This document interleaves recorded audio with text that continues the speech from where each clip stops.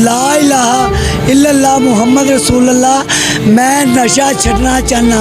मेरिया 2 बीवियां फौत होईयां ने। मैं आप अग ला देंगा जे कल 5 बजे तो पहले मैनू कितने दाखिल ना कराया एहतफाम नू इन्हां ते ऐसी लानत चीज़ हैगी है जिसे जिसम के अंदर एक बार चली गई है वो फिर फस गया है। चोरी वगैरह तो नहीं करते? नशा करवांदा है, चोरी चुप कर जाइए। चोरी भी करते जे? हाँ जी, उन्हें भी कुछ नहीं किया साढ़े बारे और सानू सोटियां मारते ने।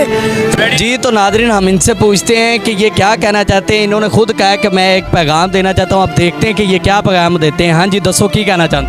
अस्सलाम वालेकुम। पहले तो सारे भरावां नू सब नू गौरमेंट साहब नू भी सलाम वालेकुम। हिलदे क्यों पे?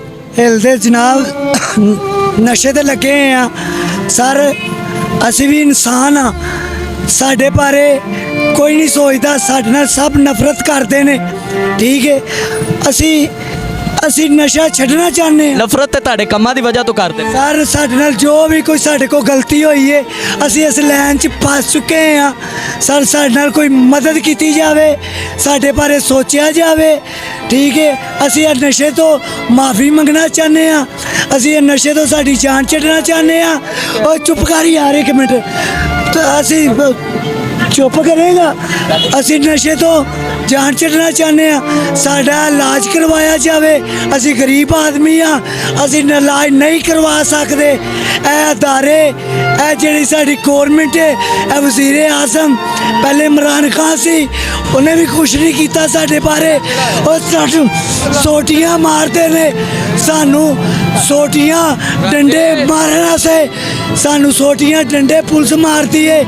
असी जरा 200-400 खाया होंदा है वो लै जांदी है सानू। कित्थों 200-400 कमांदे जे? जेड़ा असी कोई बोतलां चुक के या कोई इकट्ठा करके। चोरी वगैरह तो नहीं करते? नशा करवांदा है, चोरी चुप कर जाइए। चोरी भी करते जे? हाँ जी, करनी पैंदी है। नशा साढ़े को करवांदा है लेकिन साडा यार दे अगे करते हैं। गल कर ले, बोल तू बोल। मैं गल कर ले, चुप कर जा एक मिनट। सर जी मैं गल करना चाहना वा। मैं एक इमाम मस्जिद का पुत्र हाँ। अच्छा। ठीक है, मेरा खानदान मौलवियां दा है। हर इंसान नाल कोई भी पोडरिया है वो पोडरिया नहीं बनया, ਉਹਦੇ ਨਾਲ कोई ट्रैजेडी हुई है वो फिर ਇਹਦੇ 'ਚ ਲੱਗਾ है। ऐसी लानत चीज़ हैगी है जिसे जिसम के अंदर एक बार चली गई है वो फिर फस गया है। ਤੁਹਾਨੂੰ ਨਸ਼ਾ ਦੇ ਕੇ ਕੌਣ ਜਾਂਦਾ? ਥੋੜਾ ਸਾਹ ਲੈ ਕੇ ਵੀ ਬੋਲ ਲੈ। सानू नशा ਇੱਥੇ ਵੇਚਦੇ ਨੇ। कौन ਵੇਚਦੇ ਨੇ? ਉਹਨਾਂ ਦਾ ਨਾਂ ਆਂਦਾ ਹੀ? ਉਹਨਾਂ ਦਾ ਨਾਮ ਮੈਂ ਦਿਆਂਗਾ ਸਰ, ਮੈਨੂੰ ਗੋਲੀ ਵੱਜੇਗੀ। ਨਹੀਂ ਦੱਸ ਫਿਰ ਉਹਨਾਂ ਦਾ ਨਾਂ, ਤਾਂ ਕਿ ਤੂੰ ਇਹ ਨਸ਼ੇ ਤੋਂ ਬਚ ਜਾਏਗਾ। ਫਿਰ ਹਕੂਮਤ ਸੋਚੇਗੀ ਤੇਰੇ ਬਾਰੇ। हुकूमत मेरे को सामने कोई आवे मैं गल करना वा। हुकूमत नू की हुकूमत नू सारा कुछ पता है। थाणिया को पुछन, थाने SHO नू कढ़ के जेड़ा थले अमला है ओ यार चुप ते कर जा यार। जेड़ा अमला है उन्हां नू सब पता है। वो पहले आंदे ने इत्थे नशेइयां कोलों, किसी को 200 कटते हैं, किसी को 400 कटते हैं, उन्होंने डंडे मारते हैं, नसा देंगे ने।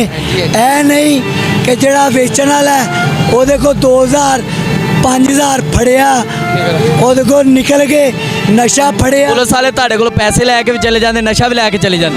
वो जड़ा नशा फड़ते ने वो की करते ने, मेरे वर्गे नू बुला के कहते ने ए 5000 रुपये का पाउडर है, ए 10 किन्ने पैसे देना है। अच्छा, तुहाडे कोलों ले जाके ते तुहानू ही दोबारा बेचते ने? हाँ जी, यानी पुलिस वाले एदे कोलों खोया है, एदे को खोया है, मैनू बेच दिता है। 5000 की चीज़ है, कहते ने नगद 4000 फड़ा ए लाइया। मेरा उन्होंने भी गंदा करन दा मकसद नहीं गा। मेरा मकसद है ਅਸੀਂ ਗਰੀਬ ਆਦਮੀ ਆ ਸਰ ਯਾਰ ਚੁੱਪ ਕਰਕੇ ਗੱਲ ਕਰ ਲੈ ਪਹਿਲੇ ਤੂੰ।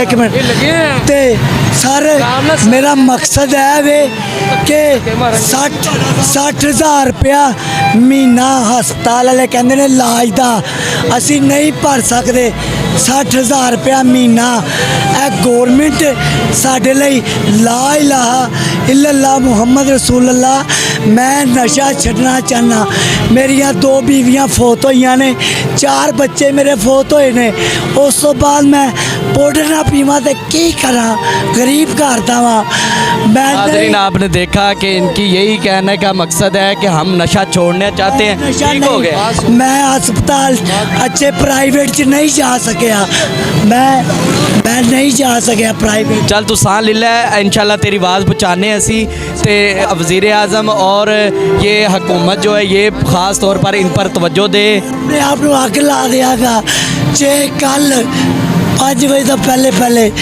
मैनू कितने दाखिल ना कराया एहतफाम इन्हों ते चुप करोड़ा रुपया दे हर काम कर सकते हैं इंसानियत ते एक कोई 10-20 लाख रुपया नहीं 10-20 लाख रुपया इंसानियत नहीं ला सकते शहबाज शरीफ साहब अल्लाह तानू और इज्जत दे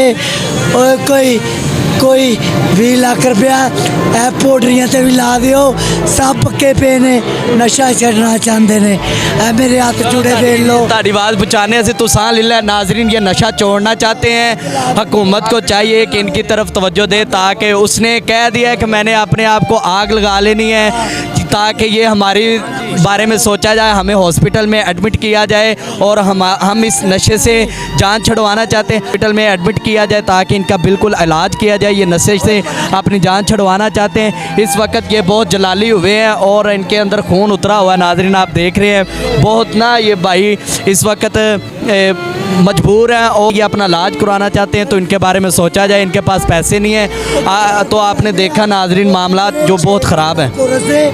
ते महीना 65,000 लांगे 3 महीने का 2 लाख एडवांस दे हॉस्पिटल में भी जाते हैं तो वो उधर भी पैसे मांगते हैं कितने पैसे मांगते हैं इनका इलाज नहीं किया जाता। तो ये हज़ारों ऐसे है नशे में डूबे हुए हज़ारों ऐसे जो इस तरह काम कर रहे हैं। नाज़रीन आप सब जानते हैं इसी के साथ हमें नाज़रीन इनकी जान छुड़वा दें। आप ये कह रहे हैं कि हमारी जान छुड़वा दी जाए नशे से और हाँ नाज़रीन आपके सामने मामलात हैं सारे।